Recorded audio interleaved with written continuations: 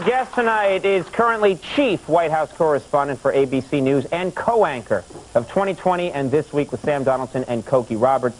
Now, lately, there's been a lot of speculation about his health and his future, so he decided to come here and set the record straight. Please welcome Sam Donaldson.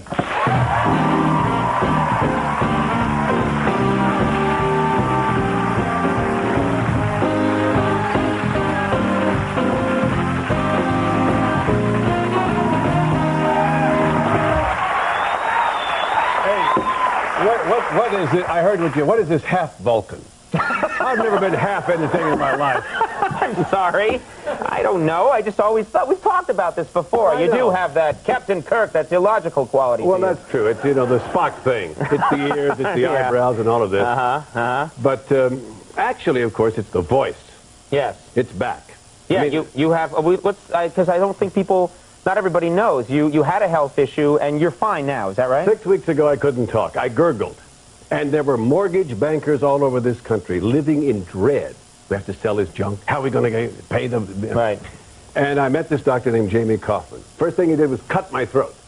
A lot of people have wanted to do that. Kaufman did it. Did unspeakable things to my vocal cords. And he said at the end, he said, I have now given you a strong voice for the next 30 years. Hey, I'm 65. I said, Jamie, do you do other body parts? I mean, can we talk? I think we'd all like to hear about that. Well, what did you, I mean, we won't go into it, but what is it you had? You had... there was a nodule. Now that I've had this, everybody comes up to me and says, oh, I had a nodule. I had a nodule. You know, poor Julie Andrews, it didn't work, but it usually works. Right. And this guy's the best in the business. And so I think I'm back. The voice gets stronger every day. I will be able to yell at the president any day now. Get ready, sir. I mean, yeah, he must have secretly been very pleased because they put you on doctor's orders. You were not allowed to speak. No and talking. I think this is the most ironic prescription I've ever heard because you were told, do not speak for how long? Well, after the operation, he said, don't speak until I check you. So I went home and I didn't speak and I write little notes to my wife, you know.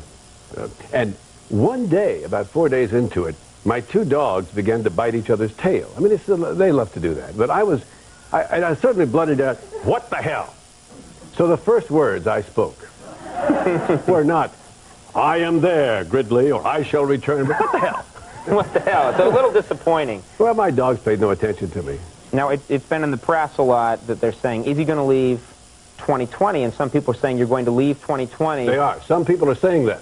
Well, I think it's only and fair. Some people are saying I'm staying. You and pester. I'm for my friends. So what are you going to do? Are you going to stay? Are you going to go? I mean, you got to come clean. I am going to either stay or go. Now you say, why is it when politicians do that to you, it doesn't work? You know, you don't accept that. I'm a mean, vicious man, and you're not. That's why. No, actually. As Bugs Bunny would say, he don't know me very well. Here's the problem. I said to the company last week, I said, you know, Conan has invited me on. I like the guy, and it's a great show. I want to go on. Very physically attractive man. Did you tell him? I said, yeah. We can discuss this after the show. Do we have to do it in public? Okay. I mean, I'm of a certain generation. We do things in private. Okay, all right. Anyway, I said, I'm going on, and he's going to ask me this. Can we make the announcement of what I'm going to do? Right. Oh, they said, no problem. So they called me up yesterday. We're not ready yet. We don't have our act together.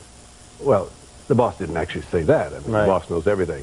But I think that's what happened. So I said, all right, I will dodge the question. And that's exactly what I've done, O'Brien. Okay. You're not going to tell us here now. I'm not going to tell you here. Well, tell us something else, because I was reading your bio, and I didn't realize that Katie Couric used to work for you.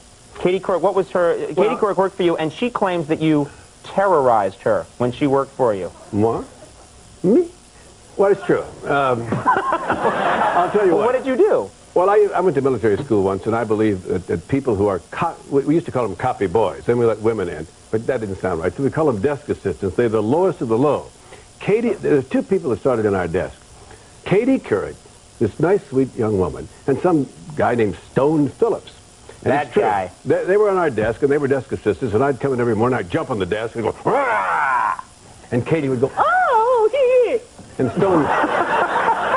you know, And Stone would say, he was a football star, as you know. Stone would say, you want to cut in the chops? And I said, no, sir, Mr. Phillips. No, sir.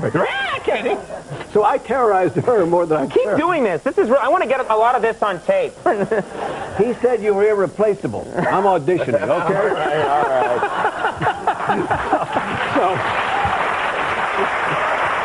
That could work.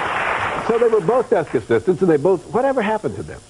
I don't know. They're out there somewhere. They're out there somewhere. She's real good, and so is Stone, by the way. Mm-hmm. But I like to say that I may not be a star, but I'm a star maker for both of them. Mm-hmm. And that works for you, does it?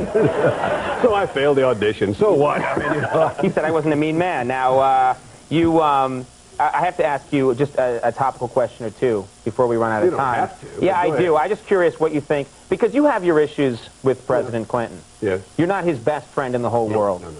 What about Hillary Clinton? What do you think of her? That's the best race. I mean, if I were a young political reporter again, and they said, oh, you can cover the presidential race, you can cover that Senate race in New York, I'm coming to New York. That is going to be more fun. Snake and mongoose.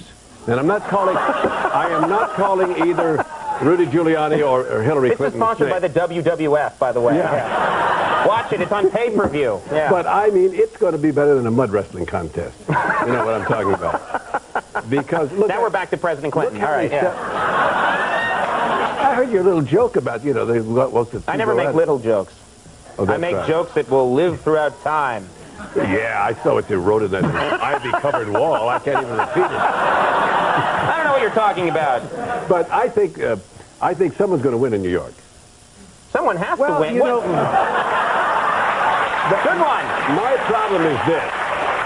Everyone will, it'll be on my tombstone. They remember for all time that 1 week into the Monica scandal, I predicted that if those charges, if there were evidence... I remember this. ...that he would resign and within days. Yeah. I am not in the prognostication business. He was laughing so hard when you said that. I'm sure. All the way to the bank. Yeah. But yeah. I think I wouldn't put money in the New York race yet. They'll both step in a while. Mrs. Clinton just stepped in the Puerto Rican issue and kind of is still in there. But Rudy Giuliani is capable of stepping in it also. Right. And so between now and Election Day, he who steps in it the least will get elected senator, but I don't know who that is, he or she. Okay. Startling predictions, though. We're looking forward to this. Yeah, right.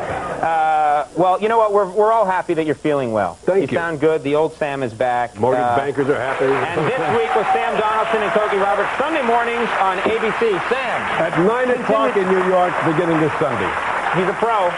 Sam Donaldson, everybody. Now, folks. Are you running for something? Ileana Douglas is coming up in just a minute. But first, I would like to mention that tonight's show is brought to you by Budweiser. That's right. You can have this in a minute. Delivered fresh daily from a local brewery near you. That's right, fresh brewed Budweiser. No wonder it's the beverage of choice for genetically engineered, smarter mice.